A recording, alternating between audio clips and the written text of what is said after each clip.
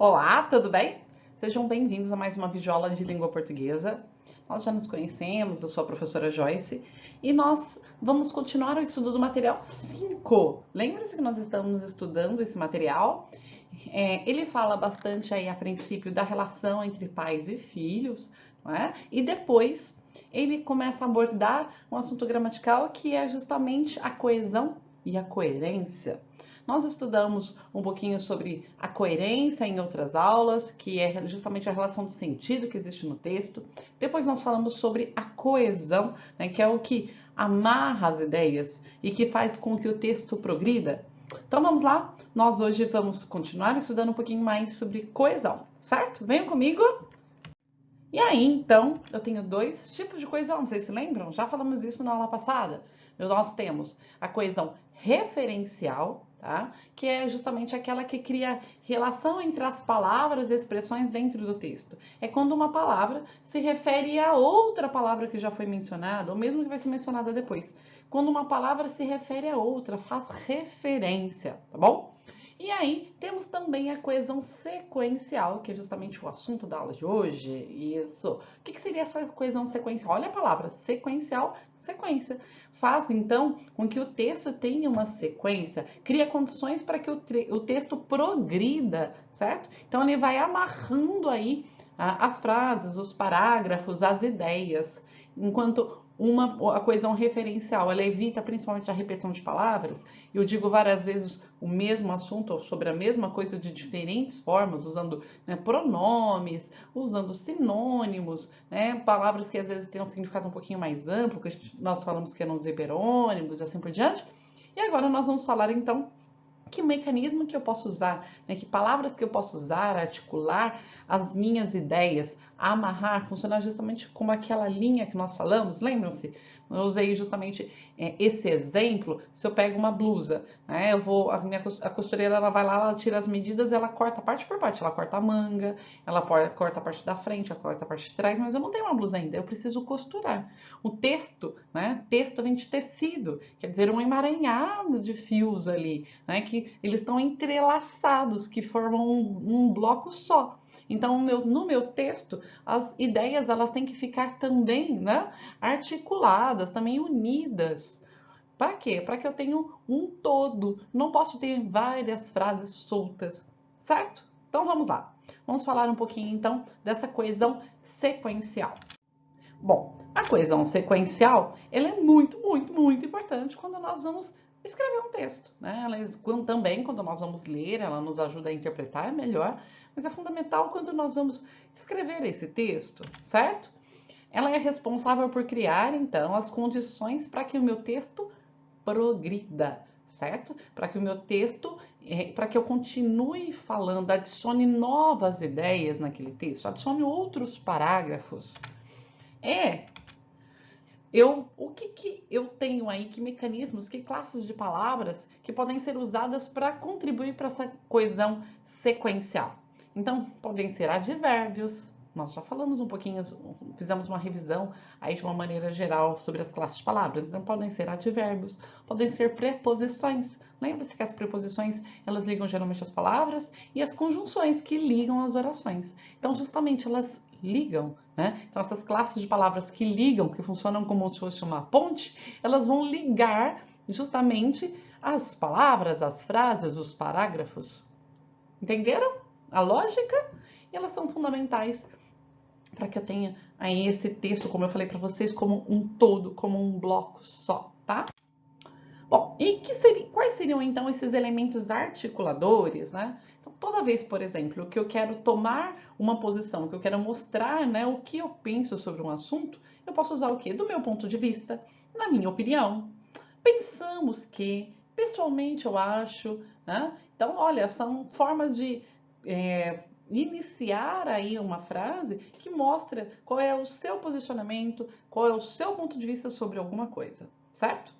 Quando eu quero mostrar certeza, como que eu começo a minha frase? Então, sem dúvida, está claro que, com certeza, é indiscutível. Então eu quero mostrar, eu quero fazer uma afirmação e mostrar que aquilo é verdade, que eu tenho certeza sobre aquilo. E eu posso começar dessa forma, né? É indiscutível que nós estamos passando por um problema mundial com casos de Covid-19, né?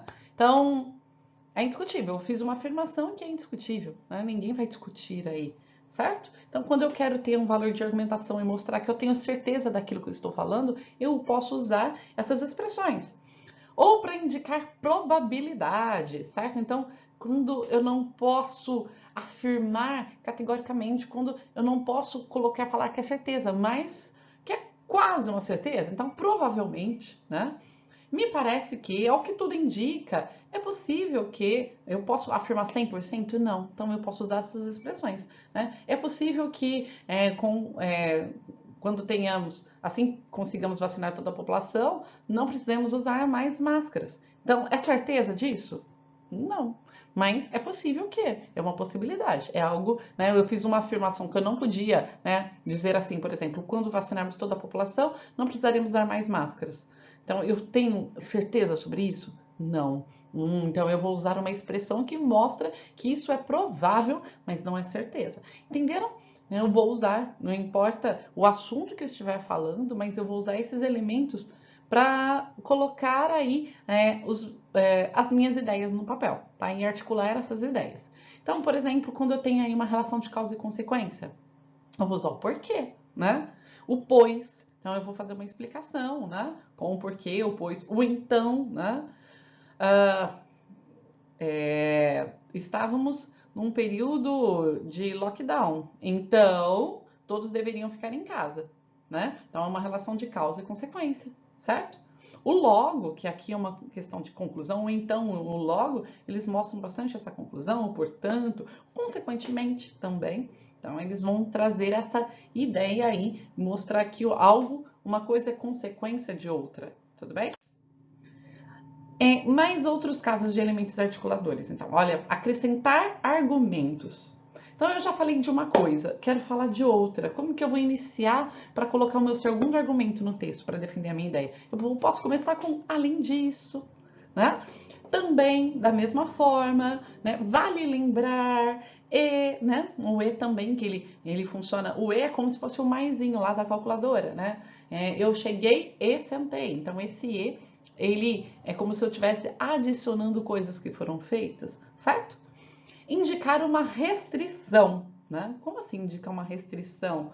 Mostrar que existe aí um contraste, uma oposição de ideias. Então, quando eu uso o mas, por exemplo, ele é um bom aluno, mas falta muito. São coisas que não combinam, certo? Por quê? Porque o bom aluno, ele vai todos os dias à aula. Quando eu falo que ele é um bom aluno, mas falta muito, são coisas que não batem, não combinam, né? Da mesma forma, o porém, que tem o mesmo sentido, o todavia, o contudo, o entretanto. E aí eu vou ter o apesar de, né? O apesar dele também tem mais ou menos o mesmo valor de contraste, mas o apesar dele tem mais o sentido do embora.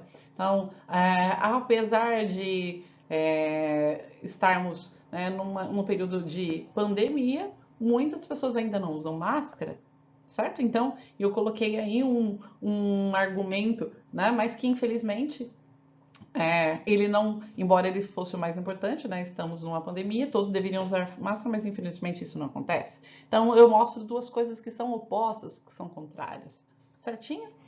Organizar argumentos. Então, quando eu quero mostrar aí uma sequência, então eu vou começar, por exemplo, inicialmente, primeiramente, né? E depois, vou colocar o segundo argumento. Em segundo lugar, né? Por um lado, por outro lado, quando eu quero mostrar duas coisas que são contrárias, às vezes por um lado acontece isso assim, sim, por outro lado acontece isso assim, assado. Então, são formas também de organizar os meus argumentos, de direcionar o meu leitor para mostrar qual o caminho que eu estou percorrendo, certo? Para preparar uma conclusão. Então, quando eu estou lá no final do meu texto, eu quero, né, finalizar a minha ideia, eu vou falar assim, né, finalmente, para finalizar, por fim, concluindo, enfim, em resumo, né? Então, dessa forma, né, podemos observar, portanto, também eu posso colocar aqui, né?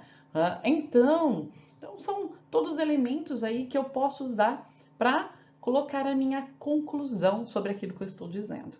Olha que interessante, são só esses os elementos articuladores? De jeito nenhum, eu tenho muitos outros elementos articuladores. Aqui são alguns exemplos para que vocês vejam e às vezes vocês usem esse material quando vocês forem escrever, né? Observem esses elementos. Eu quero colocar, qual dessas expressões aqui que eu posso colocar para adicionar um argumento? Ah, sei, eu acrescento argumento, vou usar isso. Ai, e aqui, nossa, eu já usei por quê? Nossa, puxa, eu posso trocar por um pois. Entenderam? Então, vocês têm aí vários recursos, vocês podem consultar, verificar, observar nos textos que vocês leem, principalmente textos argumentativos, o quanto que esses elementos articuladores são fundamentais, tá bom? Eles ajudam muito na compreensão do texto e também a produzir um texto de qualidade. Bom, olha, observem aqui, né? Os filhos são como as pipas. Você ensinará a voar, mas não voaram o teu voo. Ensinará a sonhar, mas não sonharão o teu sonho. Né? Ensinará a viver, mas não viverão a tua vida. Porém, em cada voo, em cada sonho, em cada período de suas vidas, permanecerão para sempre os rastros de teus ensinamentos. Olha que lindo, né? Os filhos são como pipas. A gente tenta ensinar tudo para eles, mas não é exatamente do jeito que a gente vai ensinar que eles vão fazer. Eles vão ter o seu próprio caminho, né? E aí, eu tenho várias palavras que estão negritadas. Olha, o mas. Você ensinará a voar, né? Então vou fazer uma coisa, mas não vai acontecer aquilo. Mostra justamente essa oposição, né? Tem várias vezes. Ensinará a viver, mas não viverão a tua vida. Então tem o mas, né? Então eu vou ensinar a viver, mas não vai viver exatamente como eu, certo? O porém também tem esse mesmo valor do mas, né? E em cada sonho e em cada período, então, em cada sonho, além disso, em cada período, esse e aqui tem um valor de adição. Ele é uma conjunção aditiva, tá? Enquanto o mas e o porém são conjunções aí que vocês já devem ter estudado em outros anos adversativas, né? Que mostram justamente ideias contrárias. Viram como é interessante? Aqui, nesse caso, estão selecionadas conjunções, mas que são fundamentais para ajudar na compreensão do texto. Eu trouxe aqui para vocês um texto que se chama Pirâmides Norteadas, certo? E esse é um texto bem interessante e eu trouxe com a finalidade de mostrar justamente todos os elementos coesivos que tem nesse texto. Tudo que está ou sublinhado, né, que tem um risquinho embaixo, ou que está grifado, ou que tem alguma coisa negrita, porque ali eu tenho um elemento coesivo. E alguém pode me perguntar assim, puxa, professora, tem tudo isso de elemento coesivo? Tem tudo isso sim de elemento coesivo. Ele é muito rico, um texto bem escrito, olha, ele tem vários elementos coesivos. E adianto mais uma coisa, né? Tudo que está grifado, né? Tudo que tem um tracinho embaixo é porque é um tipo de coesão, a coesão referencial. E tudo que está, então, que tem um tracinho em cima da palavra, tá? É porque ela está riscado, é porque é um outro tipo de coesão, que é justamente a coesão sequencial. Então, estão separados os tipos de coesão para que vocês compreendam bem. E eu preciso da ajuda de vocês. Me ajudem a interpretar corretamente esse texto. Vamos desvendar todos os mecanismos de coesão que tem aí. Vejam então como que se dá essa coesão no texto comigo. Preciso da ajuda de vocês. Vocês me ajudam? Vamos lá então, tá? As pirâmides do Vale do Gizé são as maiores do Egito. Observem esse símbolo aqui, certo? Esse símbolo, ele tem dois nomes. Ele pode se chamar, então, ou é um símbolo de elipse ou de anáfora zero. Como assim, professor? O que é isso, né? Lembra-se do que é elipse? Eu falei para vocês na aula anterior.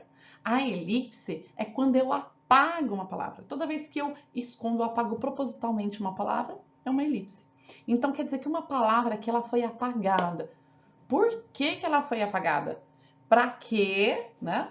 Para que não ocorra justamente a repetição da palavra. Então, para que não repita alguma palavra, então essa palavra já foi dita na frase e por isso que o autor apagou essa palavra, tá bom?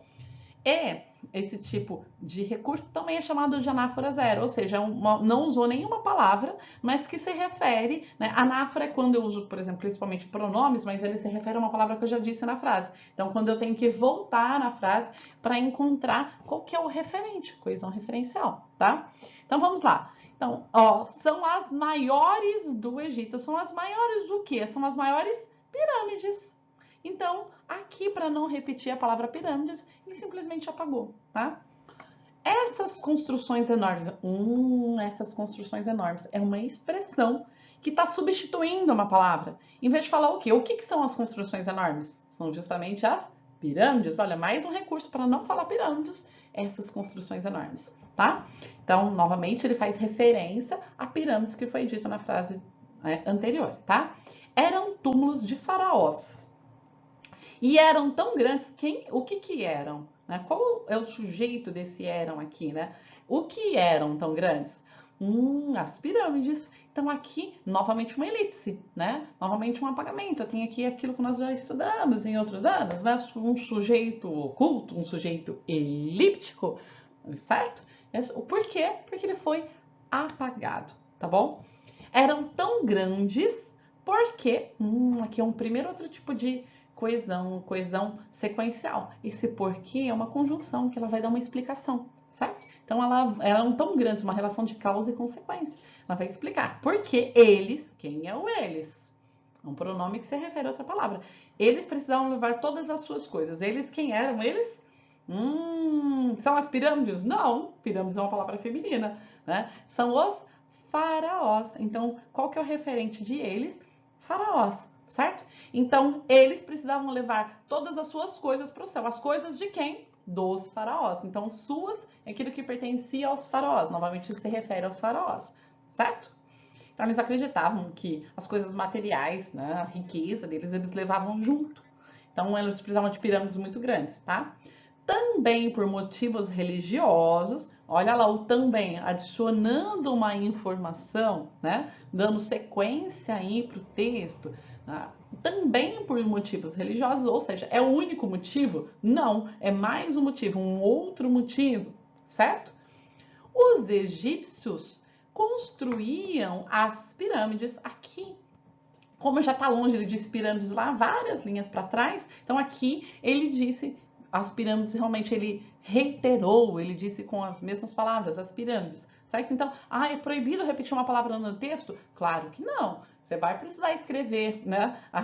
Já que é o assunto do texto, você vai usar a palavra pirâmides várias vezes, mas não pode ser pertinho. Você tem que usar vários outros recursos antes de usar pirâmides de novo. Mas aqui ele mantém o mesmo tema, ele está mantendo o assunto das pirâmides. Certo? Então aqui ele repetiu, mas novamente ele faz referência às pirâmides que ele disse lá atrás. Essas são as mesmas pirâmides, tá? Os egípcios construíam as pirâmides viradas para o norte. Por isso que pirâmides norteadas, viradas para o norte, certo? Isso tem a ver com uma crença deles. O que é o isso? Olha o isso, então ele serve tanto para iniciar uma nova frase, quando também se refere a uma coisa que ele já disse. Então, o que é que ele disse? O fato das pirâmides serem viradas para o norte. Então, isso se refere a algo que ele disse na frase anterior. Então, ele tem a ver com uma crença. O que é a crença deles? Né? Com uma crença deles. Ele não contou ainda qual é a crença. Ele vai contar depois, tá? E o que é o deles? Quem são eles? Os faraós. Então, isso tem a ver com uma crença dos faraós, certo? Só que em vez de ele vai falar faraó de novo, então ele usa deles. E aí ele vai contar agora qual que é essa crença. Olha, acho que o faraó virava uma estrela depois de morto. Então, eles acreditavam que o faraó ia virar uma estrela quando morresse, né? Mas, lembra uma ideia, mostra aí uma oposição, né? Como, de que forma, eles quem, né? Eles achavam o norte, não eram os faraós que achavam o norte. Quem que é que achavam o norte? Eram os egípcios, né? Então, quem construía as pirâmides? Os egípcios. Como que os egípcios achavam o norte, né? O norte aqui, porque ele já disse anteriormente, agora ele retomou o norte, né? Então, novamente aqui, uma palavra que vai mostrar, né, que a bússola, ela só foi inventada 3.500 anos mais tarde na China. Então, como, né, considerando que a bússola foi inventada, então esse C, né, foi inventada só apenas, aqui eu tenho um advérbio, né, foi inventada 3.500 anos mais tarde na China. Então, como que eles construíam a pirâmide virada para o norte se eles não tinham bússola para descobrir qual que era o norte? É essa a pergunta que fica aí, tá bom? O segredo dos egípcios, Qual que é o segredo dos egípcios? Ele está retomando alguma coisa que ele já disse. Fazer uma pirâmide virada para o norte sem ter bússola, certo? Foi revelado no ano passado. Então aqui eu tenho uma expressão aí que vai justamente dar uma noção de tempo, né? Então como que esse segredo deles, né, foi revelado no ano passado por uma arquiteta inglesa. Ela, quem é o ela? A arquiteta inglesa. Descobriu o quê? Uma conjunção, olha, ele vai iniciar uma nova oração, certo? Descobriu que os egípcios, então ele está retomando aqui egípcios que ele já disse, se guiavam pelo céu. Olha que interessante. Eles, quem que eram eles? Os egípcios. Içavam uma linha vertical ligando as constelações da Ursa Maior e da Ursa Menor. Então eles estudavam o céu, eles estudavam astronomia. E eles riscavam, imaginavam uma linha que ligava a Ursa Maior até a Ursa Menor, certo? Então eles imaginavam, pegavam no rumo delas e riscavam no chão, tudo bem? Essa indicava o norte. O que é essa? É uma palavra que ele já disse anterior, né? A linha que eles riscaram. Então, essa linha indicava qual que era o norte, para onde que era o norte. Mirando a linha, tá? Que é a linha que ele já falou, aquela que eles riscavam observando as constelações, eles riscavam uma linha no chão. Então, eles colocavam uma linha no alto e depois riscavam uma linha no chão. Que, essa linha, né? Esse que marcava a face. Quem que marcava a face? Essa linha, tá? Que é um pronome, né? Que ele retoma justamente a linha, marcava a face zero da pirâmide. E só então começavam a construir. O só e apenas, então, só nesse momento, né? É uma conclusão, aí finalizando, né? Toda a ideia que ele construiu. Quem começavam a construir? Aqui novamente eu tenho um apagamento de qual? Quem começava a construir? Os egípcios. Então, só então, depois que eles descobriam o rumo certinho de onde era o norte, observando aí as constelações, é que eles construíam as pirâmides. Tudo bem?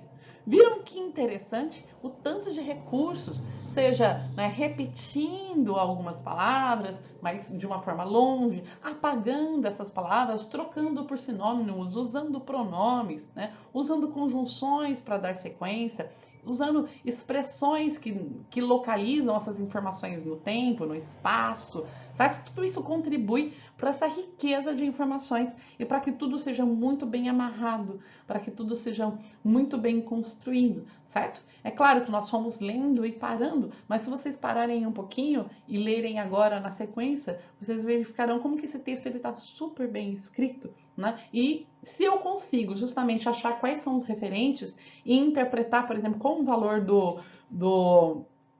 por exemplo, quem que é o eles, né? Ou então quem é o isso, a crença deles de quem, ou se eu consigo ver, por exemplo, o que significa o seu, o que significa o também, o que significa o que, né? O então, são todas palavras que ligam as frases, né? Que fazem parte da coesão sequencial e que sentido que elas trazem para o texto.